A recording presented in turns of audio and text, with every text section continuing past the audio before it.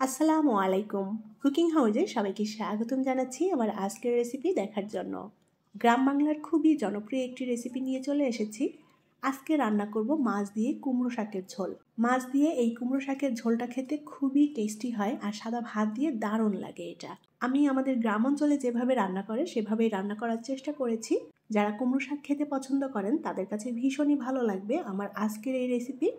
এখনও যারা আমার চ্যানেলটি সাবস্ক্রাইব করেননি তারা প্লিজ আমার চ্যানেলটি সাবস্ক্রাইব করে নেবেন এবং পাশে থাকা ছোট্ট বেল আইকনটি প্রেস করে দিবেন। এতে করে আমি যখনই কোনো ভিডিও আপলোড করব সাথে সাথে আপনাদের কাছে নোটিফিকেশনটি পৌঁছে যাবে।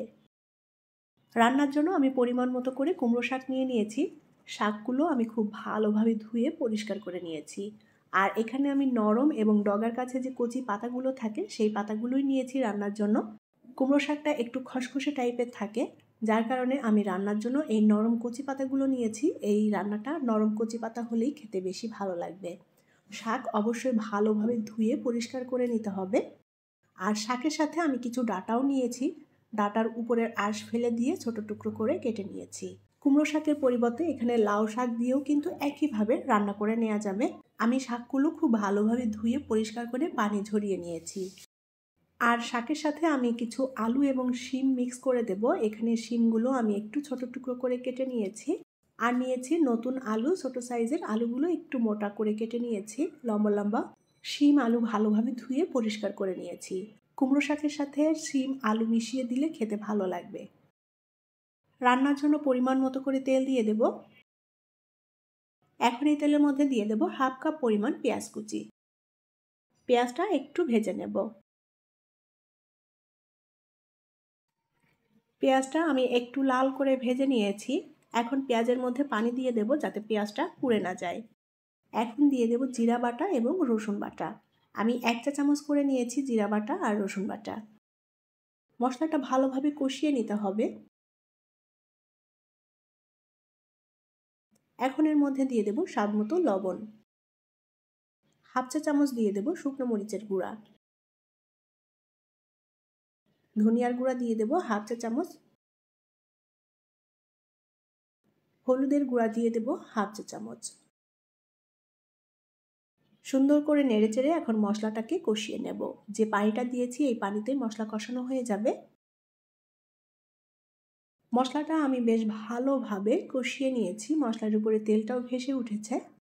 এখন এর মধ্যে দিয়ে দেব কেটে রাখা শিম এবং আলু। শিম আলু দিয়ে মশলার সাথে ভালোভাবে নেড়েচেড়ে কষিয়ে নেব কিছুক্ষণ। শুধু কুমড়ো শাকও ঝোল করে নেওয়া যায়, তবে কুমড়ো শাকের সাথে একটু যদি অন্য সবজি মিশিয়ে ঝোলটা রান্না করা হয় তাহলে খেতে খুবই ভালো লাগে।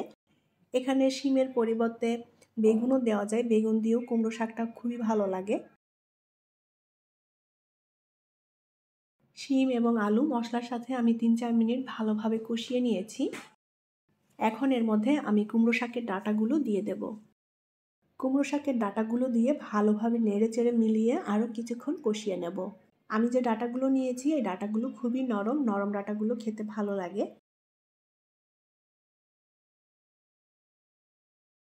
শিম আলু কুমড়ো শাকের ডাঁটা ভালোভাবে কষিয়ে নিয়েছি। এখন এর মধ্যে দিয়ে দেব মাছ।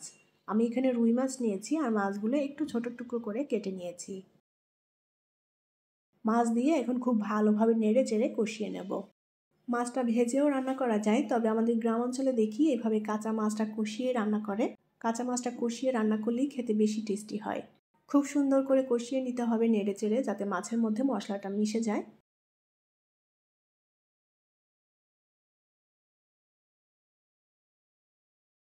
মাছ দিয়ে আমি খুব সুন্দর করে কষিয়ে নিয়েছি। এখন পরিমাণ মতো করে ঝোলের পানি দিয়ে দেব। আমি একটু ঝোল রাখবো সেভাবেই পানি দিয়েছি।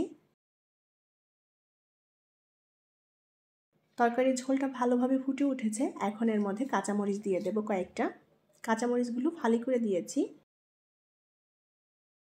এখন এর মধ্যে কুমড়ো শাকগুলো দিয়ে দেব। কুমড়ো শাক আমি একটু ছোট টুকরো করে নিয়েছি, যে পাতাগুলো একটু বড় ছিল। আলতো করে একটু নেড়েচেড়ে মিলিয়ে নেব। কুমড়ো শাক ভাজি, চচ্চড়ি, ভর্তা সবভাবেই রান্না করা যায়। আবার এভাবে কুমড়ো শাকের ঝোল রান্না করলে এই ঝোলটা খেতেও কিন্তু খুবই টেস্টি হয়। কুমড়ো শাকের ঝোলটা প্রায় রান্না হয়ে এসেছে। একটু আলতো করে নেড়েচেড়ে দিয়েছি উপর নিচ করে। এখন এর মধ্যে কিছু ধনেপাতা কুচি দিয়ে দেব। শাকের সাথে এই ধনেপাতা কুচিটা দিলে খুবই সুন্দর একটা ফ্লেভার আসবে।